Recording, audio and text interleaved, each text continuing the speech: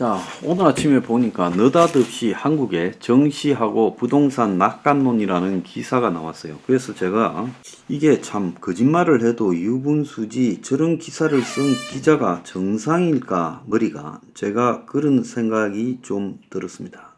그래서 돈 벌어먹는 자들 입장에서는 물가가 꺾였고 부동산도 다시 오르고 정시도 다시 오른다고 하고 있는데요. 오늘 아침에 나왔던 기사를 한번 봅시다. IMF 한국의 기업 부채도 아시아에서 5번째 높다라고 말하며 고금리 속 아시아 기업들의 디폴트 가능성이 커졌다라고 말하고 있습니다. 자, 그런데 한국의 가계빚이요, GDP 대비 세계 1위라는 기사가 오늘 아침에 나왔죠. 국제금융협회의 세계 부채 보고서에 따르면 한국의 GDP 대비 가계부채 비율이 102.2%로 세계 34개국 중 가장 높았다는 거예요. 주요 34개국 중에서요. 그래서 조사 대상 국가 중 가계부채가 GDP보다 큰 나라는 한국이 유일했고 여기에는 전세가 빠져 있어요. 전세도 부채잖아요.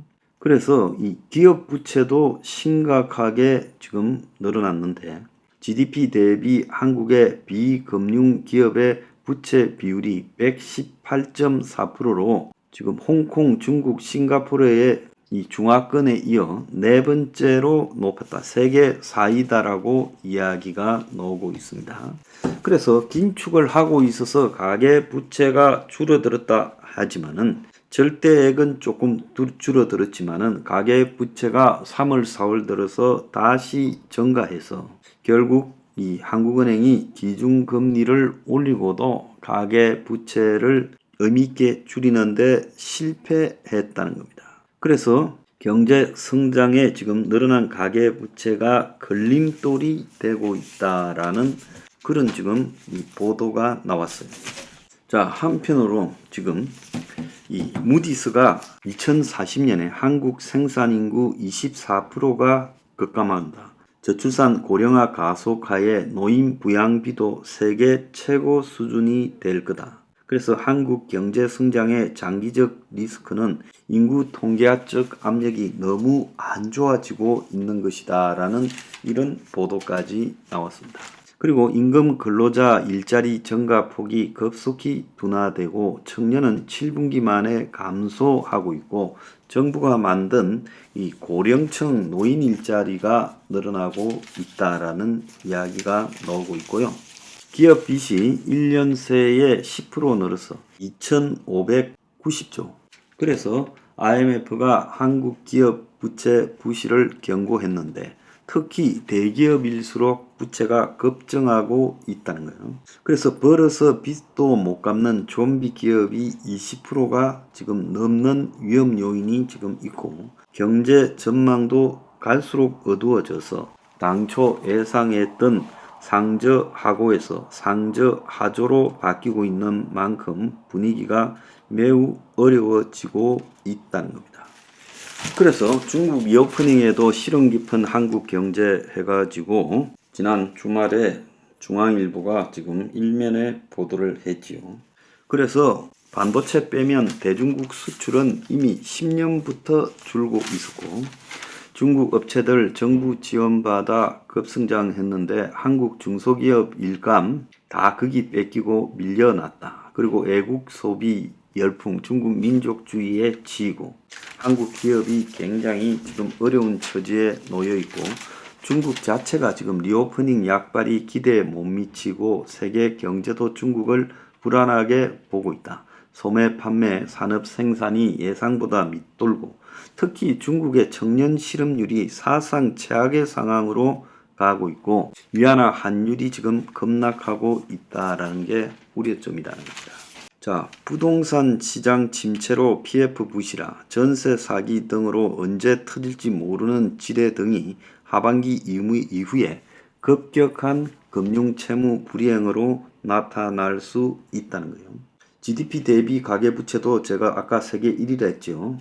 그래서 정부 민간 합쳐서 5,500조의 부채가 있는데 곳곳이 다 내간이다라고 이야기를 하고 있습니다. 그래서 GDP 대비 가계 기업 부채 합계가 225.1%. 자, 이런데 한국 경제가 살만하다는 겁니까? 지금 줄줄이 문 닫는 소상공인들 폐업 공제금 지급이 역대 최대다. 올해 1, 4월에 이 4만 건쯤 나가서 4,600억쯤 이렇게 폐업 지원금이 나갔는데 9월 이후 이 코로나 대출 상한 유예가 끝나면 폐업이 더 늘어날 것이다 라고 하고 있고, 한국 경제 성장률 전망치는 국내의 10곳이 전부 하향 전망을 하고 있다. 평균 1.41밖에 안 되는데 이것도 더 내려갈 거라고 하고, 지금 올해 연말에 서울의 3만 가구의 역전세가 지금 닥쳐오고 도봉, 은평 등의 변두리부터 전세 3억이 급락하는 등 서울 21%가 전세 1억 이상 하락했고, 용산, 강남에서는 10억 이상 빠진 것도 있다. 역전세 비율이 동작, 서대문구가 최고고 지방도 지금 엄청난 위험 수위다.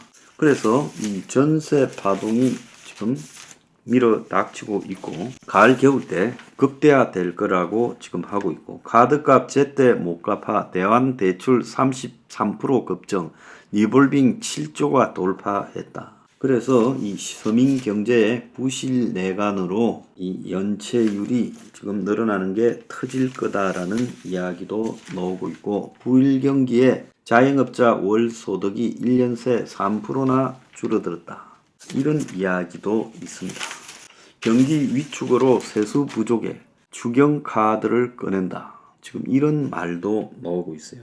자, 이런데 한국 경제가 지금 부동산부터 시작해서 주식까지 낙관론이라고 이야기하는 자는 이건 정신 나간 자입니까?